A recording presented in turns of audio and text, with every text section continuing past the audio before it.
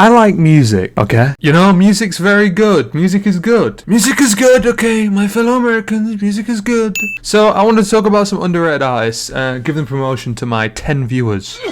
Okay, for the first underrated artist, we've got to talk about Ice Spice. What an incredible... Little Abacus are like an emo indie rock band that made 2 albums and just disappeared off the face of the earth for some reason.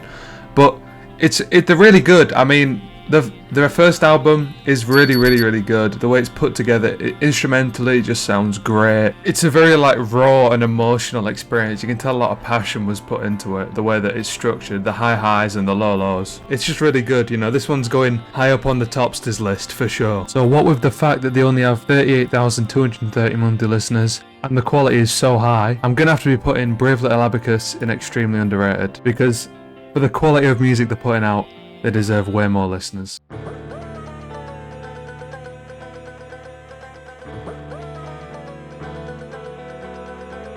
Although originally starting off as a YouTube rapper, Quadeca's become like a very respected artist, and if you see his work, you can understand why. I mean, Scrapyard, it's a brilliant mixtape, it's got a lot of good songs on there, but I mean like, I didn't mean to haunt you. Come on. He makes a kind of... It started off as kind of a rappy, Danny Brown sort of experimental type music, but as he moved into I Didn't Mean to Haunt You, it was more... I don't know how to describe it, like... He went from generic YouTube rap to this like folky, experimental rap. He's definitely a lot more developed now. When you look at I Didn't Mean to Haunt You, the themes explode and the way it's all put together, it's just done very intelligently, and it paints a narrative, it's cohesive, it's just brilliant.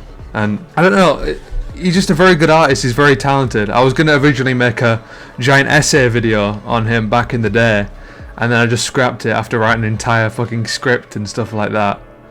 But yeah, Quadeca's really great. I wouldn't say Quadeca is as underrated as a lot of the artists on here, because he does still have 330,000, which I believe he deserves more. But a lot of people have been respecting him and picking him up for his work. You know, Scrapyard was well received. So I'm going to be giving him underrated. I still feel like he's underrated, but I'd say there's still a lot of artists that are more underrated than him.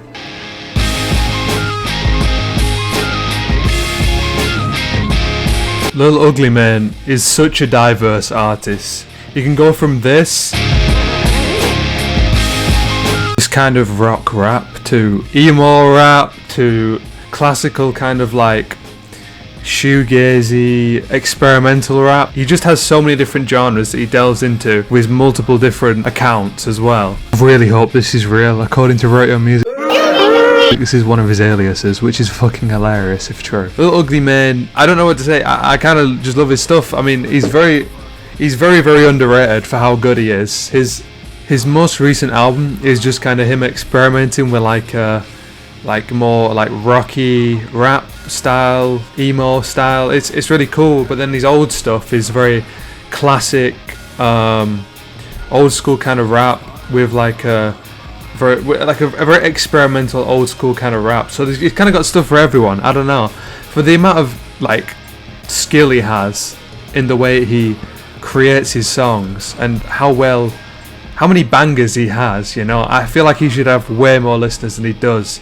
Even though he does have a decent amount of listeners, I feel like he deserves more. Because he does have 193,000, he can't be incredibly, like, criminally underrated, extremely underrated. But I feel like I'm going to put him in very underrated, because although he has similar to Quadeca, the amount of people that talk about Lil Ugly Mane is so much less. At least people are kind of understanding Quadeca's good, he's kind of picking up a bit. But Lil Ugly Mane, I don't know, people don't really seem to talk about him as much. Whereas the music he makes is really, really good.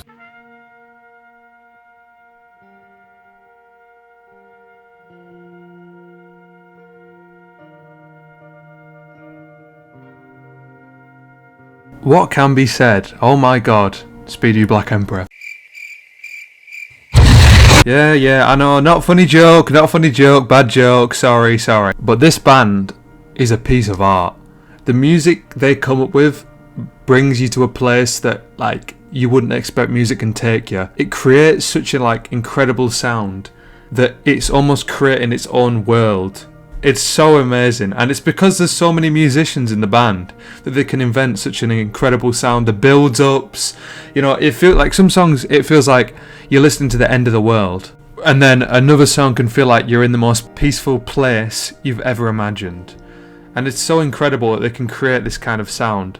I mean, if you listen to Lift Your Skinny Fists, like just sit down and listen to it on a rainy day, looking out the window, and just contemplate life while listening to that album. This is the kind of album that can change your entire worldview. Genuinely, it is so good. But obviously there is a downside. It's not easy to get into, and although it's like probably my second favourite album, it's always going to be my second favourite because you can't just put it on in the car with your mates. They'll be like, what the fuck are you playing this hour-long album for? Because obviously it works as an experience. The albums are meant to be listened to in an album format, and there's no 2-minute song, but there are, but you don't listen to it for that, basically. You listen to it as an experience, and for that reason, I could see why people would struggle to get into the type of music that it is. That being said, if you're someone who enjoys listening to albums fully all the way through, genuinely just give this a listen, put it on. Obviously, there's instrumental, there's no rapping, there's no Ice Spice saying the word shit, but it's so good. Now, although they do have quite a lot of listeners, I've got to say, for the music that's being made,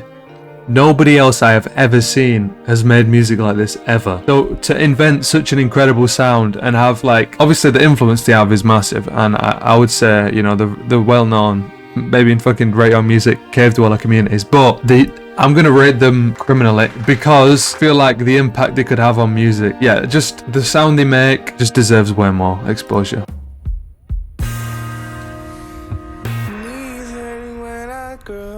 Although I can't say I like the earlier stuff as much, you know, Three Man Weave's still a banger, they got some good songs. By the time I get to Phoenix, it's such an incredible album. It's kind of shoegazy, psychedelic rap, so many different genres blended into one, and takes you to this like weird supernatural type of world. It's got a very haunting, like ghostly type of vibe to the whole album, and with the passing of one of the band members, Groggs, it feels like the album could be interpreted as the remaining band members Parker and Richie coming to terms with this passing and the various emotions that come with it. Although sometimes they could just be speaking nonsense, the lyrics don't matter, it's the atmosphere of the album and the context behind it of the band losing one of the members and this being the final album. It's a very depressing atmosphere as the band discusses getting older in the lyrics, and it's such a well put together album. It's the kind of album you put on at 3 a.m. to debate your life choices and fucking reminisce on the past.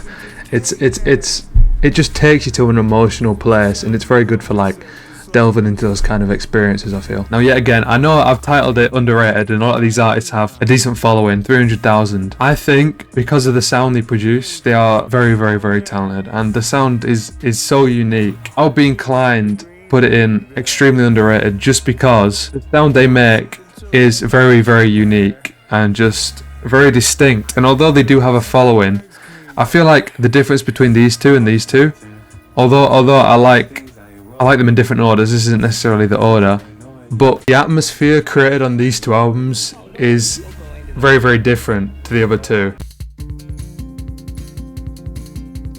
Tapir is a brand new band that's only just come out this year, very, very recently actually. They've only made one album, but I really like the singer's voice. I really like the way it's put together with the storytelling aspects. It's a very like weird like biblical story, but like the songs are really good. They're very, very I don't know, the music's kind of uplifting, it's very soft, if that kind of makes sense. And to be fair, they've grown quite popular. When I originally started listening to them a few months ago, they had like 13,000, now they're on 55,000, and they've released a song called Alleluia Bruv. I don't know why they've done that, but if you listen to this album, it's really, really good. It's not my favourite albums of all time, but it's a very solid album for the first album ever. Also, they talk about the nether like Minecraft. Who are you? So yeah, 55,000 listeners. It's not bad, to be fair, for the first album. I'm actually going to shift this around a bit. I'm going to say Quadeca's very underrated, and I'm going to put them in underrated because the music they make is very good, and I feel like they do deserve more listeners. But 55,000 is very good for the first album, and the music, I'd say all the music up here is better than this. So yeah. There's some food upon the table, boy. Guided by Voices are an old rock band that just has a lot of great songs. You know, if you listen to the discography, Robert Pollard could just make songs out of nothing. Every single song can just be any idea. You could do one where he's literally going chicken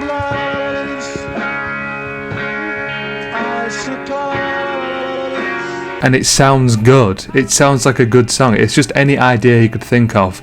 It's very experimental in that aspect of the band just seem to be doing whatever they want at any time, which is really cool.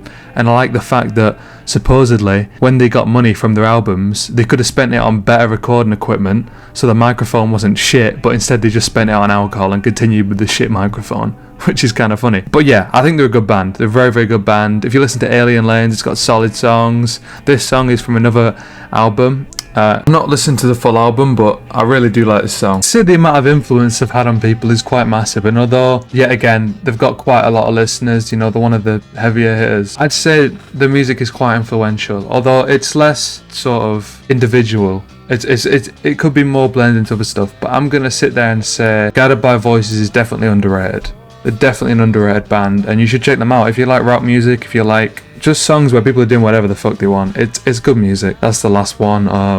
I can do a part 2 if people want. I'm probably going to start posting more on this channel because my main channel for some reason just gets no views now. I don't want to just do VR slop content all the time. I'd rather just do whatever I want to post. Also, infinite percentage of people aren't subscribed, so if you want to subscribe, no pressure to subscribe or anything obviously, but if you don't subscribe, I'm going to come to your house and fucking